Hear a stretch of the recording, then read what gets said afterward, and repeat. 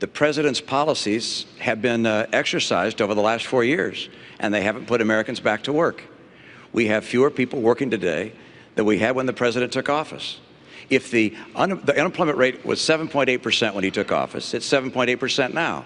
And Governor Romney says he's got a 5-point plan. Governor Romney doesn't have a 5-point plan. He has a 1-point plan. And that plan is to make sure that folks at the top play by a different set of rules. Governor Romney said we should let Detroit go bankrupt. I said we're going to bet on American workers and the American auto industry, and it's come surging back. No, it isn't. Production on government land of oil is down 14%, and production on gas is down 9%. It's just not true. It's absolutely true. In the last 4 years, you cut permits and licenses on federal land and federal waters in half. Not true, Governor Romney. Governor, when you were governor of Massachusetts, you stood in front of a coal plant and pointed at it and said, "This plant kills," and took great pride in shutting it down. And now suddenly you're a big champion of coal. I just note that I don't believe that bureaucrats in Washington should tell someone whether they can use contraceptives or not. And I don't believe employers should tell someone whether they could have contraceptive care or not. Every woman in America should have access to contraceptives. And the president's statement of my policy is completely and totally wrong. China has been a currency manipulator for years and years and years.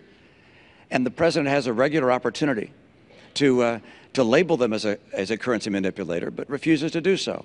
On day one, I will label China a currency manipulator.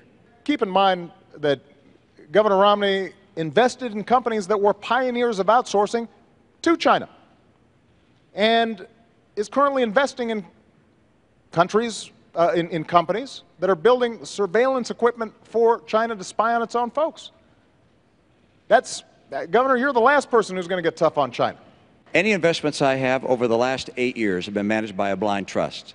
And I understand they do include investments outside the United States, including in Chinese companies. Mr. President, have you looked at your pension? Have you looked at your pension? I've got to say. Mr. President, have you looked at your pension? You know, I don't look at my pension. It's not as big as yours, so it doesn't take as long. Let me give you some. And the suggestion that anybody in my team, whether the Secretary of State, our UN ambassador, anybody on my team would play politics or mislead when we've lost 4 of our own, Governor, is offensive. That's not what we do. That's not what I do as president. That's not what I do as commander-in-chief. The president's policies throughout the Middle East began with an apology tour and pursue a strategy of leading from behind. And this strategy is unraveling before our very eyes. It seems that some campaigns are focused on attacking a person rather than prescribing their own future and the things they'd like to do. And in the course of that, I think the president's campaign has tried to characterize me as someone who's very different than who I am. I care about 100% of the American people. I want 100% of the American people to have a bright and prosperous future. I believe Governor Romney is a good man.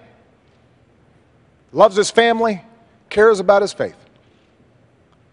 But I also believe that when he said behind closed doors that 47% of the country consider themselves victims who refuse personal responsibility, think about who he was talking about. Folks on Social Security who've worked all their lives. Veterans who've sacrificed for this country. President Obama, Governor Romney, thank you for being here tonight.